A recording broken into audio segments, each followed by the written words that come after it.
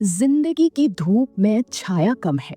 जिंदगी है तो उतार चढ़ाव आने ही है, लेकिन हम इनको स्वीकार नहीं कर पाते। Life is full of challenges. कभी रिश्तों की टेंशन, कभी पैसे की चिंता, कभी हेल्थ की प्रॉब्लम, और कई बार हमें लगता है कि हम टूट जाएंगे। लेकिन 2000 साल पहले स्टोइक फिलोसफर्स ने हमें सिखाया कि किसी भी प्रॉब्लम को कैसे हैंडल किया जाए।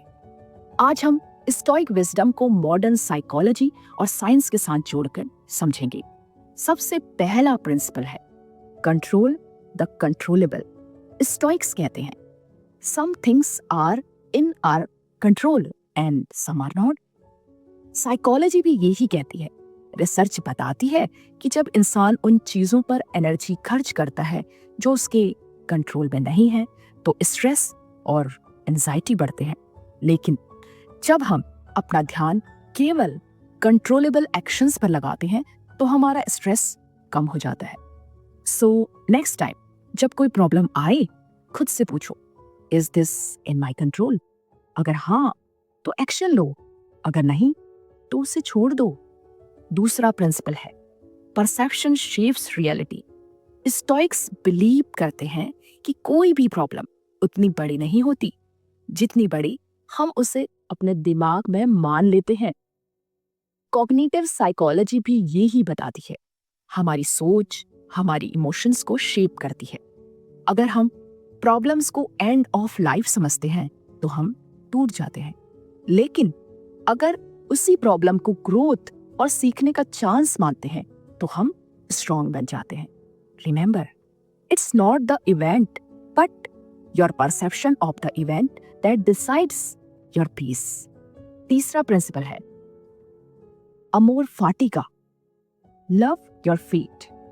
स्टोइक्स कहते हैं जो भी होता है उसे एक्सेप्ट करो और उसे अपने जीवन का हिस्सा मानो। मॉडर्न पॉजिटिव साइकोलॉजी इसे रेजिलियंस कहती है। रेजिलियंस का मतलब है हर कठिनाई को ग्रोथ की अपॉर्चुनिटी की तरह लेना। फॉर एग्जाम्पल, किसी रिलेशनशिप का टूटना सिर्फ दर्द नहीं है, ये आपके भीतर नई स्ट्रेंथ पैदा करने का मौका भी है। चौथा प्रिंसिपल है focus on virtue not outcome. Stoic philosophy मानती है कि असली सफलता रिजल्ट में नहीं बल्कि कैरेक्टर में है। अगर आप ईमानदार, करेज और विजडम के साथ प्रॉब्लम फेस करते हो, तो आप ऑलरेडी जीत चुके हो, चाहे आउटकम कुछ भी हो। ये बात हमें याद दिलाती है कि हैप्पीनेस बाहर के रिजल्ट पर नहीं बल्कि इनर इंटेग्रिटी पर निर्भर करती है। और आखिरी प्रिंसिपल है मोमेंटो मोरी का, रिमेंबर यू विल डाई। ये सुनने में कठोर लगता है, लेकिन इसमें गहरी शक्ति है। जब हम याद रखते हैं लाइफ शॉर्ट है, तो हम छोटी छोटी प्रॉब्लम्स को बहुत ज्यादा इंपॉर्टेंस देना छोड़ देते हैं। डेथ को याद करना हमें सिखाता है कि हर मोमेंट को करेज और क्लैरिटी के साथ जीना चाहिए।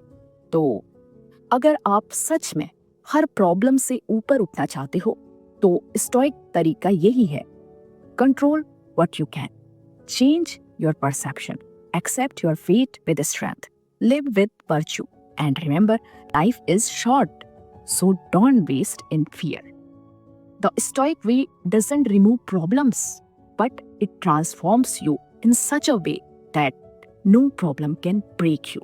And यही है असली फ्रीडम, इनर फ्रीडम। आज से जब भी कोई चैलेंज आए, स्टोइक याद दिलाएंगे, you can't control the storm, but you can control how you sail your ship